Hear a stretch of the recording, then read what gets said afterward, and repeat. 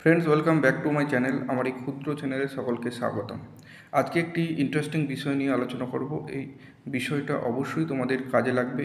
তার আগে বলে রাখি, আমার এই ক্ষুদ্র চ্যানেলটি আগে সাবস্ক্রাইব করে নিও, তাহলে আমি উপকৃত হব, আমার ইন্সপিরেশন আরও বাড়বে। আজকে আমি ভারতের সংবিধানে ভারতের শাসন ব্যবস্থার উপর আলোচনা করব। ভারতীয় শাসন ব্যবস্থা হচ্ছে সংসদীয় গণতান্ত্রিক শাসন ব্যবস্থা, এবং এই শাসন ব্যবস্থা রাষ্ট্রপতি, লোকসভা ও রাজ্যসভাকে নিয়ে পার্লামেন্ট গঠিত হয়। পার্লামেন্টের উচ্চকক্ষকে বলা হচ্ছে রাজ্যসভা, এবং নিম্নকক্ষকে বলা হচ্ছে লোকসভা। ঠিক আছে ফ্রেন্ডস, এরপর এটা হচ্ছে লোকসভার হচ্ছে সবথেকে নিম্নকক্ষ, আর এটা হলো রাজ্যসভা হচ্ছে উচ্চকক্ষ। দুটি বিষয় নিয়ে আজকে আলোকপাত করব, যেটা তোমাদের অবশ্যই কাজে লাগবে, এবং বিশেষ করে যারা কম্পিটিটিভ এক্সাম দিচ্ছ তাদেরও কাজে লাগবে। অনেক প্রশ্ন আসে, যে এই প্রশ্নগুলো যদি খুঁটিয়ে দেখে নাও বা আমার পুরো ভিডিওটি তোমরা শোনো উইদাউট স্কিপ করে, তাহলে তোমাদের খুবই উপকারে লাগবে। তার আগে বলে রাখি, আমার চ্যানেলটি সাবস্ক্রাইব করে নেবে এবং পাশে থাকা বেল আইকনটি অবশ্যই প্রেস করে নেবেন। এবার আমি চলে যাচ্ছি আমার মেন অংশে।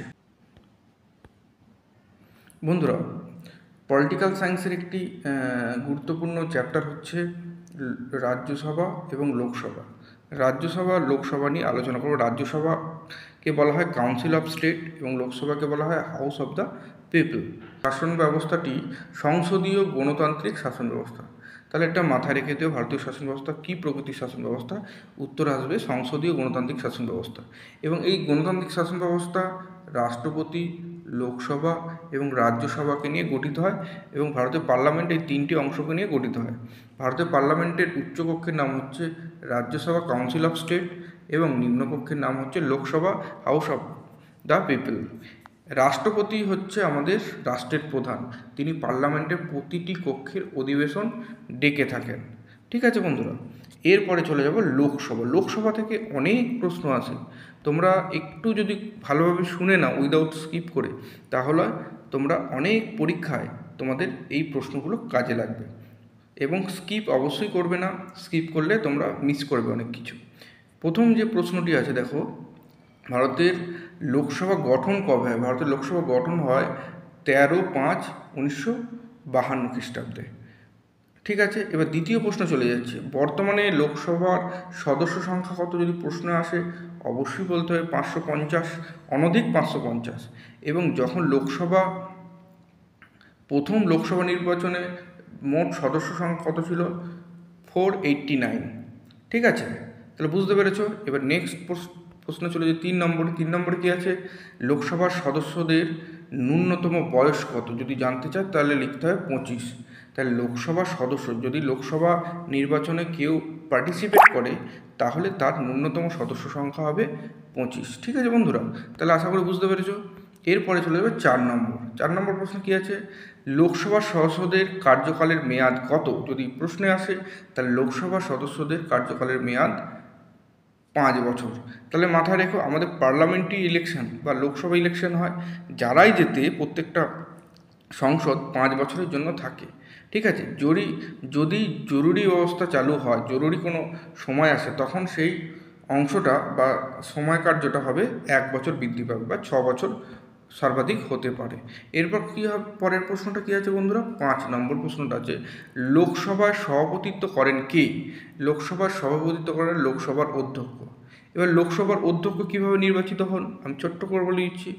যখন লোকসভা নির্বাচন হন, নির্বাচনের সংখ্যাগরিষ্ঠ দল তাদের ভোটাধিকারের মাধ্যমে লোকসভার অধ্যক্ষ নির্বাচন করেন। ঠিক আছে, এরপরে দেখো, তিনি রাষ্ট্রপতি পার্লামেন্টের মধ্যে যোগসূত্র স্থাপন করেন। তাহলে এখানে প্রশ্ন আসতে পারে, রাষ্ট্রপতি এবং পার্লামেন্টের মধ্যে যোগসূত্র কে স্থাপন করেন?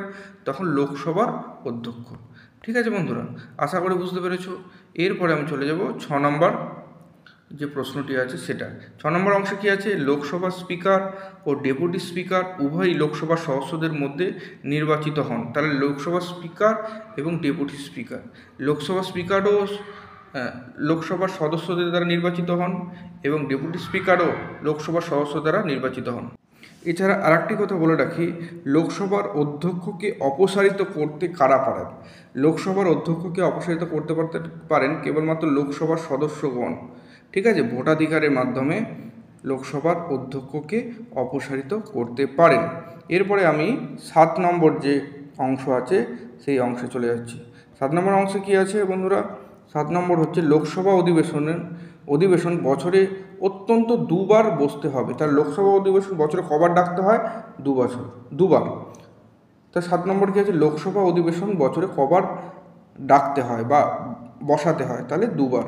ঠিক আছে, এরপরে বন্ধুরা দেখে নাও পরের যে 8 নম্বর যেটা আছে, লোকসভার স্পিকার ও ডেপুটি স্পিকারকে কোনো কারণে পাওয়া না গেলে লোকসভার সর্বাপেক্ষা বয়স্ক সদস্যকে লোকসভার কাজ পরিচালনার দায়িত্ব দেওয়া হয়। ধরো কোনো কারণে, শরীর অসুস্থতার কারণে বা কোনো কারণে যদি লোকসভা স্পিকার এবং ডেপুটি স্পিকার কোনো কারণে যদি অনুপস্থিত থাকে, তাহলে যে বয়স্ক থাকে, যে লোকসভা সদস্যদের মধ্যে যে সবথেকে বয়স্ক, তাকে লোকসভা পরিচালনার কাজ দেয়া হয়। ঠিক আছে, এরপরে 9 নম্বর কী আছে? 9 নম্বরে আছে লোকসভার কোনো সদস্যের বিরুদ্ধে অযোগ্যতার অভিযোগ উঠলে রাষ্ট্রপতি নির্বাচন কমিশনের পরামর্শে চূড়ান্ত সিদ্ধান্ত গ্রহণ করে। যদি মনে হয় যে লোকসভার কোনো সদস্য যে অযোগ্য, তাকে রাখা উচিত নয় লোকসভার মধ্যে, তাহলে রাষ্ট্রপতি কী করে? নির্বাচন কমিশনের পরামর্শক্রমে একটি সিদ্ধান্তে উপনীত হন। তাহলে মাথায় রেখো। 10 নম্বর এবং শেষ, দেখো লোকসভার বৈধ অধিবেশনের জন্য যে ন্যূনতম সংখ্যক সদস্যদের উপস্থিতি হওয়া প্রয়োজন তাকে কোরাম বলে। তাহলে অবশ্যই কোরাম কাকে বলে? এখানে আসতে এলে তোমরা কি লিখবে? লোকসভার বৈধ অধিবেশনের জন্য ন্যূনতম যে সদস্য উপস্থিতি থাকা অবশ্যই প্রয়োজন, তাকেই বলা হয় কোরাম। তাহলে মাথায় রেখে দিও এটা। এই হচ্ছে লোকসভার যেগুলো ইম্পর্টেন্ট প্রশ্ন, সেগুলো আমি তোমাদের বুঝিয়ে দিলাম। ঠিক আছে, আশা করি ভালো লেগেছে। এরপরে আমি চলে যাব বন্ধুরা রাজ্যসভা। রাজ্যসভা কি? রাজ্যসভা হচ্ছে লোকসভার রাজ্যসভা হচ্ছে পার্লামেন্টের উচ্চকক্ষ। ঠিক আছে, পার্লামেন্টের উচ্চকক্ষ হচ্ছে রাজ্যসভা। ঠিক একই প্রশ্ন 1 নম্বরে কী আছে? রাজ্যসভার গঠন প্রথম কখন হয়, কোন ডেটে হয়? 3/4/1952 খ্রিস্টাব্দে। তাই রাজ্যসভার গঠন এটা মাথায় রেখে দিও। এরপর চলে যাব রাজ্যসভা একটি স্থায়ী কক্ষ। লোকসভা এবং রাজ্যসভার মধ্যে স্থায়ী কক্ষ কোনটি? অবশ্যই রাজ্যসভা। একে কখনো ভেঙে দেওয়া যায় না। ঠিক আছে, রাজ্যসভাকে কখনো লোকসভাকে ভেঙে দেওয়া যাবে, কিন্তু রাজ্যসভাকে ভেঙে দেওয়া যায় না। প্রত্যেকটি সদস্য কার্যকালের মেয়াদ কিন্তু 6 বছর। লোকসভা কিন্তু 5 বছর, মাথায় রেখে দিও। এখানে রাজ্যসভা কিন্তু 6 বছর। প্রতি 2 বছর অন্তর 1/3 সদস্যকে অবসর গ্রহণ করতে হয়। প্রতি 2 বছর অন্তর 1/3 রাজ্যসভার সদস্যদের অবসর গ্রহণ করতে হয়। ঠিক আছে বন্ধুরা, এরপরে চলে যাব 3 নম্বরে। রাজ্যসভার সদস্যদের ন্যূনতম বয়স কত? রাজ্যসভার সদস্যদের ন্যূনতম বয়স হলো 30, কিন্তু লোকসভার সদস্যদের ন্যূনতম বয়স কত ছিল? 25। ঠিক আছে, এটা মাথায় রেখে দিও। তাহলে লোকসভা রাজ্যসভার মধ্যে ডিফারেন্স এখানেই তোমরা বুঝতে পারছো। এরপর আমরা চলে যাব 4 নম্বর প্রশ্নে। ঠিক আছে, রাজ্যসভার মোট সদস্য সংখ্যা কত? রাজ্যসভার মোট সদস্য সংখ্যা হচ্ছে 250। এর মধ্যে 338টি নির্বাচিত হয় এবং 12টি সদস্য সংখ্যা মনোনীত হন। তাহলে 338টি নির্বাচনের মাধ্যমে কমপ্লিট করতে হয় এবং 12টি সদস্য সংখ্যা মনোনীত হন। তাহলে এটা মাথায় রেখে দিও বন্ধুরা। এরপর আমরা চলে যাব 5 নম্বরে। 5 নম্বর কী হচ্ছে? রাজ্যসভার সভাপতিত্ব করেন উপরাষ্ট্রপতি। তাহলে মাথায় রেখে দাও, রাজ্যসভায় কে সভাপতিত্ব করতে পারেন? তাহলে উপরাষ্ট্রপতি। তিনি 5 বছর কোনো উপরাষ্ট্রপতি 5 বছর এই পদে আসীন থাকতে পারেন। তাহলে কোন পদে আসীন থাকতে পারেন? রাজ্যসভার সভাপতিত্ব পদে বা উপরাষ্ট্রপতি পদে। ঠিক আছে, এবার নেক্সট চলে যাব 6 নম্বরে। 6 নম্বরে কী আছে বন্ধুরা দেখে নাও। খুব খুঁটিনাটি তথ্য, এগুলো একটু মাথায় রেখে দিলে তোমাদের বিভিন্ন পরীক্ষা এগুলো কাজে লাগবে। রাজ্যসভায় কোনো সদস্য কোনো কারণ না দেখিয়ে যদি 60 দিন রাজ্যসভা অধিবেশন অনুপস্থিতি থাকলে তার সদস্য সংখ্যা বাতিল হয়। তাহলে পরপর টানা 60 দিন যদি রাজ্যসভায় অনুপস্থিতি থাকেন কোনো সদস্য, তাহলে তার সদস্যপদ খারিজ হয়ে যায়।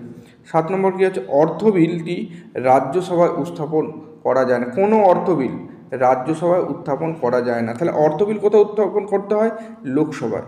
লোকসভার স্পিকার এর ডিসিশান নিয়ে থাকেন, এটা মাথায় রেখে দিও। এরপর আমি চলে যাব প্রিয় বন্ধুরা 8 নম্বরে। 8 নম্বরে কী আছে? উপরাষ্ট্রপতি কোনো সময়ে রাষ্ট্রপতির দায়িত্ব পালন করলে সেই সময় তিনি রাজ্যসভার সভাপতিত্ব করেন না। কোনো কারণবশত রাষ্ট্রপতি যদি অনুপস্থিত থাকেন তাহলে রাষ্ট্রপতির দায়িত্ব কে নেন? উপরাষ্ট্রপতি। সেই উপরাষ্ট্রপতি দায়িত্ব চলাকালীন সেই রাজ্যসভা সভাপতিত্ব করতে পারেন না। তখন কে করেন? তখন রাজ্যসভার ডেপুটি চেয়ারম্যান সভাপতিত্ব করেন। তাহলে মাথা রেখে দিও, কোনো কারণবশত যদি উপরাষ্ট্রপতি রাজ্যসভা সভাপতিত্ব করতে না পারে তাহলে কে করেন? তাহলে রাজ্যসভার চেয়ারম্যান, ডেপুটি চেয়ারম্যান। ঠিক আছে, এই হচ্ছে রাজ্যসভার মেন বিষয়। এইগুলো খুব ইম্পর্টেন্ট, সেই জন্য আমি এখানে নোটস করে দিলাম। আরেকটি যেটি খুবই গুরুত্বপূর্ণ এবং ইম্পর্টেন্ট সেটি হচ্ছে লোকসভার স্পিকার। লোকসভার স্পিকার কীভাবে নিযুক্ত হয়? লোকসভার যারা সদস্য ছিল তাদের ভোটাধিকারের মাধ্যমে লোকসভার স্পিকার নির্বাচিত হন। তাহলে মাথায় রেখে দিও এটা। প্রথম প্রশ্ন কী আছে? লোকসভার স্পিকার রাষ্ট্রপতি ও লোকসভার মধ্যে যোগসূত্র স্থাপন করেন। তাই রাষ্ট্রপতি ও লোকসভার মধ্যে একটা ব্যালেন্স তৈরি করেন বা একটা সেতু বন্ধন করেন কে? এখানে লোকসভার স্পিকার। তাহলে মাথায় রেখে দিও বন্ধুরা এটা। এরপরে 2 নম্বরে আছে তিনি লোকসভার সভাপতিত্ব করেন। তাই লোকসভার সভাপতিত্ব করেন কে? স্পিকার। লোকসভার অধিবেশন শুরু হবে কবে শেষ হবে তা নির্ধারণ করেন কে? লোকসভার স্পিকার। তাহলে লোকসভার স্পিকারের কিন্তু দায়িত্ব বা ক্ষমতা অনেক। ঠিক আছে, এরপরে চলে যাব 3 নম্বরে। লোকসভার স্পিকারকে স্বাধীনতা ও নিরপেক্ষতা বজায় রাখতে হয়। লোকসভা স্পিকার কোনো পলিটিক্যাল পার্টির হতে পারে, কিন্তু লোকসভার কিছু আইন কানুন আছে সেগুলো মেনে চলতে হবে এবং নিরপেক্ষ স্থান বজায় রাখতে হবে লোকসভা স্পিকারের। ঠিক আছে, এরপর আমি চলে যাব 4 নম্বরে। রাষ্ট্রপতি পার্লামেন্টের যুগ্ম অধিবেশনটি আহ্বান করেন, কিন্তু যুগ্ম অধিবেশন সভাপতিত্ব করেন কে? লোকসভা স্পিকার। মাথায় রেখে দিও যে রাষ্ট্রপতি কিন্তু পার্লামেন্টের যুগ্ম অধিবেশন আহ্বান করেন, মানে আহ্বান করার সিদ্ধান্ত কিন্তু রাষ্ট্রপতির, কিন্তু সেই রাষ্ট্রপতির যুগ্ম অধিবেশনে সভাপতিত্ব করেন কে? লোকসভা স্পিকার। মাথায় রেখে দিও এটা। ঠিক আছে, এরপরে 5 নম্বরে চলে যাব। কোনো বিল অর্থ বিল কিনা সেটা নির্ধারণ করে কি? কোনো বিল অর্থ বিল কিনা সেটা নির্ধারণ করে কি? লোকসভা স্পিকার। তাহলে বন্ধুরা লোকসভা স্পিকারের কিন্তু অনেক দায়িত্ব, অনেক ক্ষমতা। স্পিকারের সিদ্ধান্তের বিরুদ্ধে আবার এটা আদালতে আপিল করা যাবে না। স্পিকার যে সিদ্ধান্ত নেবে অর্থ বিল কিনা সেটা কিন্তু আদালতে আপিল অনুপযোগী। ঠিক আছে, এরপর আমরা চলে যাব 6 নম্বরে।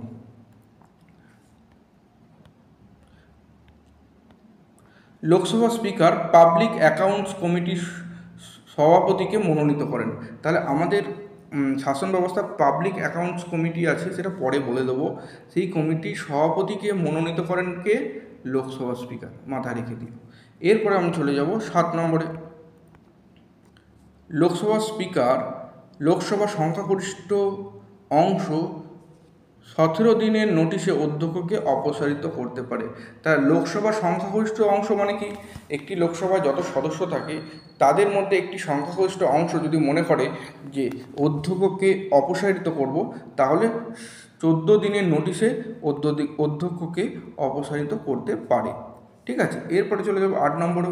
তিনি 5 বছরের জন্য কার্যভার স্থাপন করেন। তাই লোকসভার সদস্যর পদ যেহেতু 5 বছরের জন্য স্থায়ী, তেমনি লোকসভা স্পিকারের পদও হচ্ছে 5 বছরের জন্য স্থায়ী। তা ঠিক আছে, অনেক প্রশ্ন এর মধ্যে আছে যেগুলো একবার চোখ বুলিয়ে নিলে কম্পিটিটিভ এক্সামে কোনো অসুবিধা হবে না।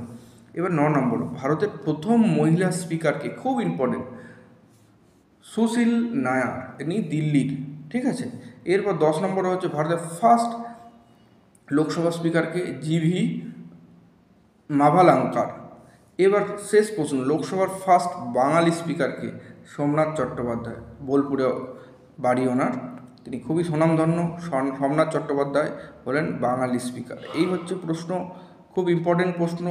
তোমরা যদি মনে করো যে স্ক্রিনশট দিয়ে রাখবে তাহলে তোমাদেরই উপকার লাগবে, তোমরা যদি মনে করো যে এটা নোটস করে রাখবো তাহলে খুবই উপকার লাগবে। যারা নতুন স্টুডেন্ট, বিশেষ করে চাকরির পরীক্ষার দিকে মনোনিবেশ করছো বা পড়াশোনা করছো, এইগুলো একটু চোখ বুলিয়ে নেবে বা আমার ক্লাসটা একটু শুনে নেবে, তাহলে তোমাদের কোনো অসুবিধা হবে না। আশা করি ভালো লেগেছো।